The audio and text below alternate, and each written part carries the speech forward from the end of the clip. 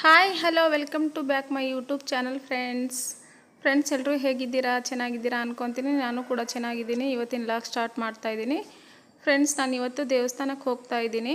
ಯಾವ ದೇವಸ್ಥಾನ ಅಂತ ನಿಮಗೆ ತೋರಿಸ್ತೀನಿ. ಮತ್ತು ಫ್ರೆಂಡ್ಸ್, ನೀವು ಎಲ್ಲರೂ ಯೂಟ್ಯೂಬ್ ಚಾನಲ್ನ ನೋಡ್ತಾ ಇದ್ದೀರಲ್ವಾ? ನೋಡ್ತಾ ನನ್ನ ಚಾನಲ್ಗೆ ಸಬ್ಸ್ಕ್ರೈಬ್ ಮಾಡಿ, ಲೈಕ್ ಮಾಡಿ, ಶೇರ್ ಮಾಡಿ, ಕಾಮೆಂಟ್ ಮಾಡಿ, ಹಾಗೆ ಸ್ಕಿಪ್ ಮಾಡಿದೆ ನೋಡಿ ಫ್ರೆಂಡ್ಸ್ ಪ್ಲೀಸ್.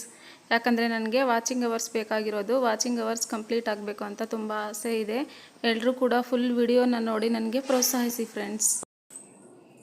ನೋಡಿ ಹೋಗ್ತಾ ಇದ್ದೀವಿ. ಈಗ ನಾವು ಹೊಸಕೋಟೆ ಹತ್ರ ಇದ್ದೀವಿ. ಹೊಸಕೋಟೆ ಹತ್ರ ಕಂಬಳಿಪುರ ಅಂತ ಹೇಳಿಬಿಟ್ಟು ಗ್ರಾಮದ ಹೆಸರು.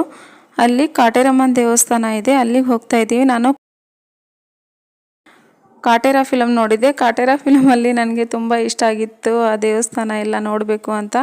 ಅದಕ್ಕೆ ನಾನು ಇಲ್ಲೇ ಹತ್ತಿರದಲ್ಲಿದ್ದೀವಿ, ಆದರೂ ನೋಡೋಕ್ಕಾಗಲ್ವಾ ಅಂತ ಅಂದ್ಬಿಟ್ಟು ನಾವು ಇವತ್ತು ಮಂಗಳವಾರ ಹೋಗ್ತಾ ಇದ್ದೀವಿ, ನೋಡ್ಕೊಂಬರ್ತೀವಿ. ಮತ್ತು ಇದು ಕಾಟೇರಮ್ಮ ಫಿಲಮಲ್ಲಿರೋ ದೇವಸ್ಥಾನ ಅಲ್ಲ, ಅದಕ್ಕಿಂತ ಚಿಕ್ಕದು. ಅದೇ ಥರ ಕಾಟೇರಮ್ಮನ ದೇವಸ್ಥಾನ ಇದೆ, ಆದರೆ ಇದು ತುಂಬಾ ಫೇಮಸ್ಸು. ಕರ್ನಾಟಕದಲ್ಲಿ ಎಲ್ಲಿಂದನೋ ಬರ್ತಾರೆ, ಮತ್ತು ತಮಿಳುನಾಡಿಂದ ಕೂಡ ಬರ್ತಾರಂತೆ. ಬೇರೆ ಬೇರೆ ಸ್ಟೇಟ್ಗಳಿಂದ ಜನಗಳು ಬಂದು ಕೈ ಮುಕ್ಕೊಂಡು ಹೋಗ್ತಿದ್ದಾರಂತೆ. ಈ ದೇವಿ ಮಹಿಮೆ ಅಷ್ಟೊಂದಿದೆ ಅಂತೆ. ಅದರಿಂದ ನಾವು ಇಲ್ಲೇ ಇದ್ದೀವಿ, ಯಾಕೆ ಹೋಗ್ಬಾರ್ದಂತ ಹೋಗ್ತಾ ಇದ್ದೀವಿ. ಈಗ ಹೋಗ್ತಿರೋ ರಸ್ತೆ ಕಂಬಳಿಪುರ ರಸ್ತೆ. ಕಂಬಳಿಪುರಕ್ಕೆ ಯಾವುದೇ ಬಸ್ ಇರಲ್ಲ, ನಾವು ಆಟೋ ಮಾಡ್ಕೊಂಡು ಹೋಗಬೇಕು, ಇಲ್ಲ ಓನ್ ವೆಹಿಕಲ್ ಇರಬೇಕು ಹೋಗೋಕ್ಕೆ. ನೋಡಿ ಫ್ರೆಂಡ್ಸ್, ನಾವು ದೇವಸ್ಥಾನ ಹತ್ತತ್ರದಲ್ಲೇ ಇದ್ದೀವಿ. ಈಗ ಇಲ್ಲಿ ಯಾವುದೇ ಬಸ್ಗಳ ಸೌಲಭ್ಯ ಇಲ್ಲ, ಓನ್ ವೆಹಿಕಲ್ಸ್ಗಳು ಮಾತ್ರ ಇರುತ್ತೆ.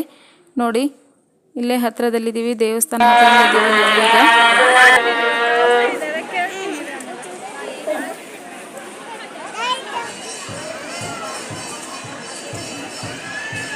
Phone hang ಬರಿಸೇ ಬಿಡ್ತೆ.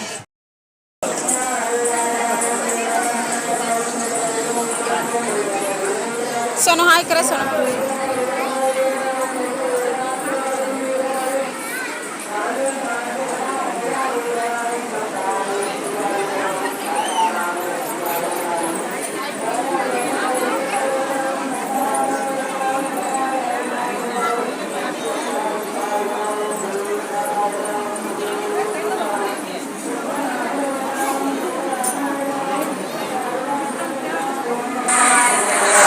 ಕಾಟೇರಮ್ಮ ದೇವಸ್ಥಾನ ಹತ್ರ ಬಂದು ಈಗ ಕೈ ಮುಗಿತಾ ಇದ್ದೀವಿ ಫ್ರೆಂಡ್ಸ್. ಇಲ್ಲಿ ಇಷ್ಟೊಂದು ಜನ ಯಾಕೆ ಬರ್ತಾರೆ ಮತ್ತು ಇಷ್ಟು ದೂರದಿಂದ ಎಲ್ಲ ಯಾಕೆ ಬರ್ತಾರೆ ಅಂತ ಹೇಳಿಬಿಟ್ಟು ನಿಮಗೆ ನೆಕ್ಸ್ಟ್ ವಿಡಿಯೋದಲ್ಲಿ ನಾನು ತೋರಿಸ್ತೀನಿ. ಈ ದೇವ್ರ ಮಹಿಮೆ ಏನು, ಈ ದೇವ್ರಿಗೆ ಬೇಡ್ಕೊಂಡ್ರೆ ಏನು ಲಾಭಗಳಿವೆ, ಮತ್ತು ಏನು ಕಂಡೀಷನ್ಸ್ಗಳಿದ್ದಾವೆ ದೇವ್ರಿಗೆ ಬಂದರೆ ಅಂತ ಹೇಳಿಬಿಟ್ಟು ನಿಮಗೆ ನೆಕ್ಸ್ಟ್ ವಿಡಿಯೋದಲ್ಲಿ ತೋರಿಸ್ತೀನಿ. ತುಂಬ ರೂಲ್ಸ್ ರೆಗ್ಯುಲೇಷನ್ಗಳಿದ್ದಾವೆ ಫ್ರೆಂಡ್ಸ್. ಇಲ್ಲಿ ಬಂದರೆ ಹಾಗೆ ಮಾಡಬೇಕು, ಹೀಗೆ ಮಾಡಬೇಕು ಅಂತ ಇರುತ್ತೆ. ಮತ್ತು ನಾವು ಕಟ್ಟಿರುವಂಥ ಹರಕೆ ಸಕ್ಸಸ್ಫುಲ್ ಆಗಬೇಕಂದ್ರೆ ಏನೇನು ಮಾಡಬೇಕು ಅಂತ ಕೂಡ ಇದೆ ಇಲ್ಲಿ.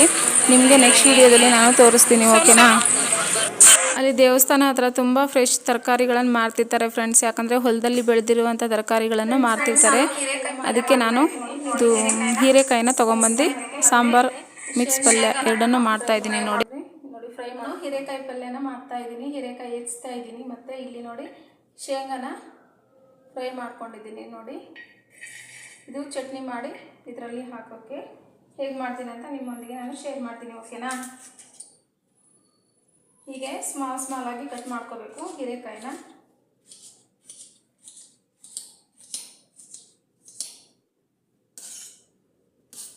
ತುಂಬ ಗಟ್ಟಿ ಪಲ್ಯನೂ ಮಾಡ್ತಾ ಇಲ್ಲ, ತುಂಬ ತೆಳ್ಳಗೂ ಮಾಡ್ತಾ ಇಲ್ಲ, ಮೀಡಿಯಮ್ ಆಗಿ ಮಾಡ್ತಾ ಇದ್ದೀನಿ. ಅದಕ್ಕೆ ನಾನು ಶೇಂಗಾ ಯೂಸ್ ಮಾಡ್ತಾ ಇದ್ದೀನಿ.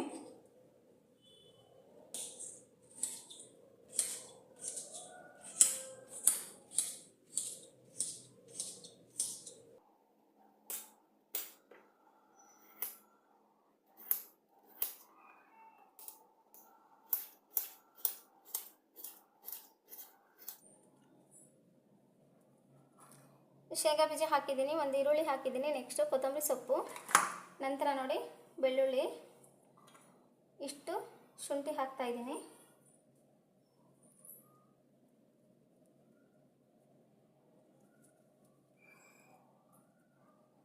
ಇಷ್ಟು ಶುಂಠಿ ಹಾಕ್ತಾಯಿದ್ದೀನಿ. ಮತ್ತು ಇಷ್ಟು ನೋಡಿ ಹುಣಸೆ ಹಣ್ಣು, ಇದನ್ನು ಆಮೇಲೆ ಹಿಂಡ್ತೀನಿ, ಇದನ್ನು ಚಟ್ನಿಗೆ ಹಾಕ್ತೀನಿ. ಸ್ವಲ್ಪ ನೆನೆಲಿ ಅಂತ ಹೇಳಿ ಬಿಟ್ಟಿದ್ದೀನಿ ಇದನ್ನು. ಈಗ ಇಷ್ಟನ್ನು ನಾನು ಮಿಕ್ಸಿ ಮಾಡ್ಕೊತೀನಿ. ನೋಡಿ ಫ್ರೆಂಡ್ಸ್, ಚಟ್ನಿ ಆಗಿದೆ.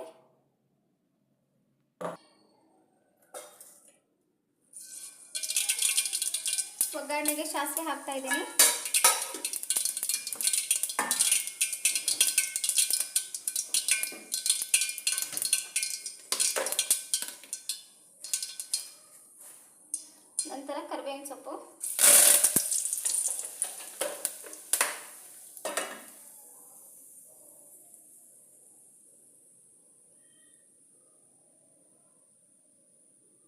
ಅರ್ಧ ಈರುಳ್ಳಿ ಹಾಕ್ತಾ ಇದ್ದೀನಿ.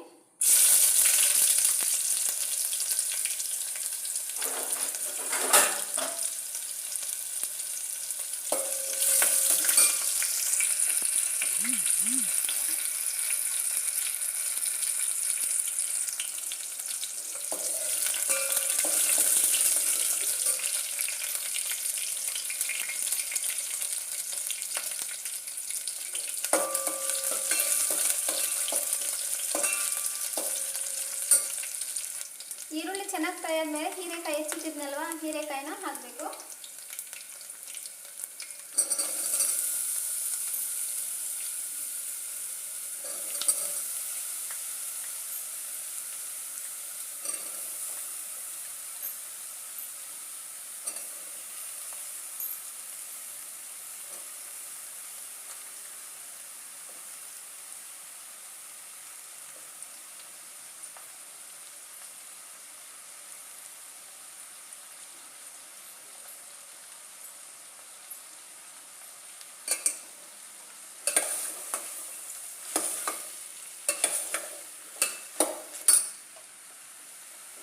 ಹೀರೆಕಾಯಿನೂ ಕೂಡ ಸ್ವಲ್ಪ ಎಣ್ಣೆಯಲ್ಲಿ ಫ್ರೈ ಆಗಬೇಕು ನೀಟಾಗಿ.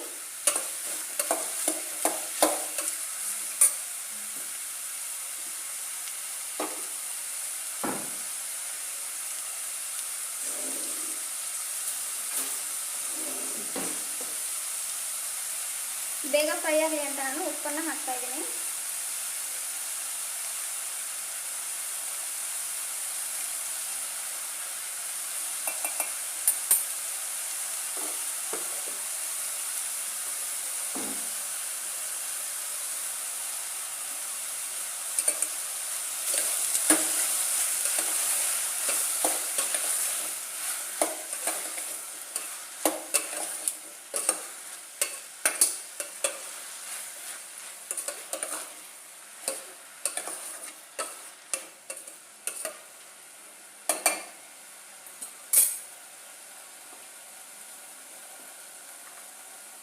ಫ್ರೆಂಡ್ಸ್, ಇದು ಫ್ರೈ ಆಗಿದೆ. ಈಗ ಇದಕ್ಕೆ ನಾನು ಅರಿಶಿನದ ಪುಡಿ ಹಾಕ್ತಾ ಇದ್ದೀನಿ. ಸ್ವಲ್ಪ ಇಷ್ಟು ಅರಿಶಿನದ ಪುಡಿ. ನಾನು ಅರ್ಧ ಕೆ ಜಿ ಹೀರೆಕಾಯಿಯಲ್ಲಿ ಮಾಡ್ತಾ ಇರೋದು. ಸಾಂಬಾರು ಅಲ್ಲ, ಪಲ್ಯನೂ ಅಲ್ಲ, ಈ ಕಡೆ ಗಟ್ಟಿನೂ ಅಲ್ಲ, ತೆಳ್ಳಗೂ ಅಲ್ಲ, ಆ ಥರ ಮಾಡ್ತಾ ಇದ್ದೀನಿ. ಅನ್ನದ ಜೊತೆನೂ ಹಾಕಬೇಕು, ಚಪಾತಿ ಜೊತೆನೂ ಹಾಕಬೇಕು ಅಂತ ಮಾಡ್ತಿರೋದು. ನಂತರ ಸ್ವಲ್ಪ ಧನಿಯದ ಪುಡಿ ನೋಡಿ, 1 ಸ್ಪೂನಷ್ಟು. ಇನ್ನು ಸ್ವಲ್ಪ ಹಾಕ್ತೀನಿ.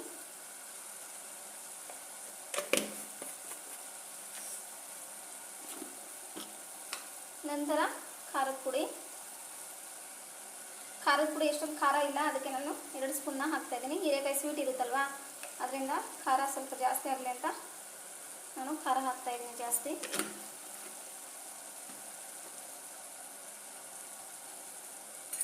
ಈಗ ಇದನ್ನು ನೀಟಾಗಿ ಮಿಕ್ಸ್ ಮಾಡಬೇಕು. ನೋಡಿ, ನೀರಿದೆ, ಬಿಟ್ಕೊಂಡಿದೆ. ಇಷ್ಟೊಂದು ನೀರು ಹಾಕಿಲ್ಲ, ಅದು ಇದೆ. ಹೀರೆಕಾಯಲ್ಲಿ ನೀರಿನ ಅಂಶ ತುಂಬ ಇರುತ್ತೆ.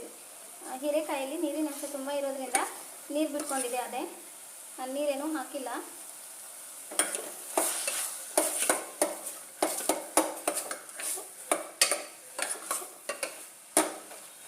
ನಿಮಗೆ ಪಲ್ಯ ಬೇಕು ಅಂತ ಅಂದರೆ ಇಷ್ಟೇ, ಈ ಥರ ಮಾಡ್ಕೊಂಡು ತಿನ್ಕೋಬೋದು. ಬರೀ ಪಲ್ಯ ಸಾಕು ರೊಟ್ಟಿ ಜೊತೆಗೆ, ಚಪಾತಿ ಜೊತೆಗೆ. ಅಂದರೆ ನಾನು ರುಬ್ಬಿಟ್ಟಿದ್ನಲ್ವ ಮಸಾಲ, ಅದನ್ನು ಕೂಡ ಹಾಕಿ ಇಷ್ಟು ಸಾಕು ಅಂತ ನೀರು ಹಾಕ್ದೇನೆ ಬೇಯಿಸ್ಕೋಬೋದು ಅಷ್ಟೇ. ನಾನು ಅನ್ನದ ಜೊತೆನೇ ಇರಲಿ ಅಂತ ಹೇಳ್ಬಿಟ್ಟು ಸ್ವಲ್ಪ ನೀರು ಹಾಕಿ ಮಾಡ್ತಾಯಿದ್ದೀನಿ. ಇನ್ನು ಹಾಕಿಲ್ಲ, ನೀರು ಹಾಕಿ ತೋರಿಸ್ತೀನಿ ಎಷ್ಟು ಅಂತ. ಎಲ್ರಿಗೂ ಗೊತ್ತಿರುತ್ತೆ ಹೀರೆಕಾಯಿ ಪಲ್ಯ, ಬಟ್ ನಾನು ಮಾಡೋ ಸ್ಟೈಲ್ ಹೇಗಿರುತ್ತೆ ಅಂತ ನಿಮಗೆ ಶೇರ್ ಮಾಡ್ತಾಯಿದ್ದೀನಿ.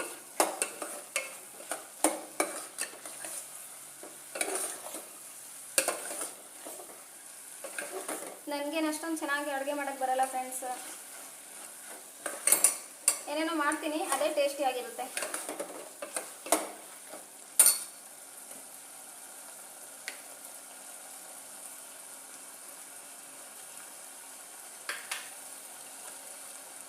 ಈಗ ರುಬ್ಬಿಟ್ಟಿದ್ನಲ್ವಾ, ಗ್ರೈಂಡರ್ ಮಾಡಿದ್ನಲ್ವಾ, ಈ ಮಸಾಲಾನ ನಾನು ಇದಕ್ಕೆ ಬೆರೆಸ್ತೀನಿ.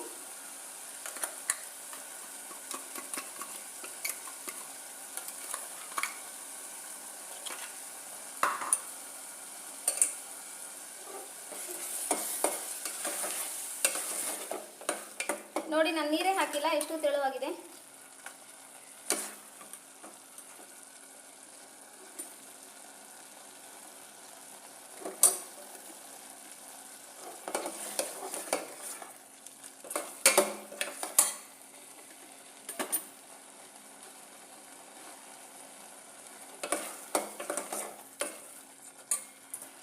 ಈಗ ನಾನು ಈ ಬಾಕ್ಸ್ನ ತೊಳೆದ್ಬಿಟ್ಟು ನೀರು ಹಾಕ್ತೀನಿ, ಅಷ್ಟೇ ನೀರು ಸಾಕು.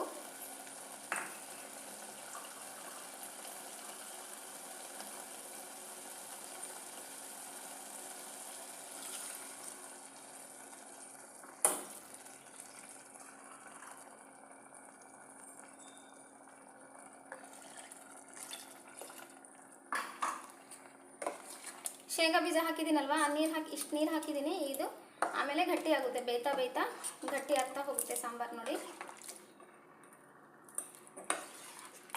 ನಾನು ಹೇಳಿದ್ನಲ್ವಾ, ಈ ಕಡೆ ಸಾಂಬಾರು ಅಲ್ಲ, ಈ ಕಡೆ ಪಲ್ಯನೂ ಅಲ್ಲ, ಆ ಥರ ಇದೆ. ಚೆನ್ನಾಗಿರುತ್ತೆ, ಅನ್ನ ಜೊತೆನೂ ಚೆನ್ನಾಗಿರುತ್ತೆ, ಚಪಾತಿ ಜೊತೆನೂ ಚೆನ್ನಾಗಿರುತ್ತೆ ಫ್ರೆಂಡ್ಸ್. ಇದು ನೀಟಾಗಿ ಕುದ್ದಾದ್ಮೇಲೆ ನಾನು ಇದಕ್ಕೆ ಕೊತ್ತಂಬರಿ ಸೊಪ್ಪು ಕಟ್ ಮಾಡಿ ಹಾಕ್ತೀನಿ.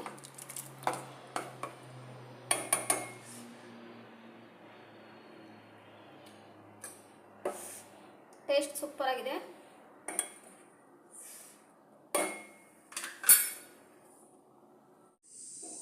ಗಟ್ಟಿ ಪಲ್ಯ, ತೆಳು ಪಲ್ಯ ಎರಡೂ ಮಿಕ್ಸ್ ಇದೆ, ಆಗಿದೆ ನೋಡಿ, ತುಂಬ ಚೆನ್ನಾಗಿದೆ. ಟೇಸ್ಟ್ ಕೂಡ ತುಂಬ ಚೆನ್ನಾಗಿ ಬಂದಿದೆ. ನೀವು ಕೂಡ ಟ್ರೈ ಮಾಡಿ, ಓಕೆನಾ? ಓಕೆ, ಬಾಯ್.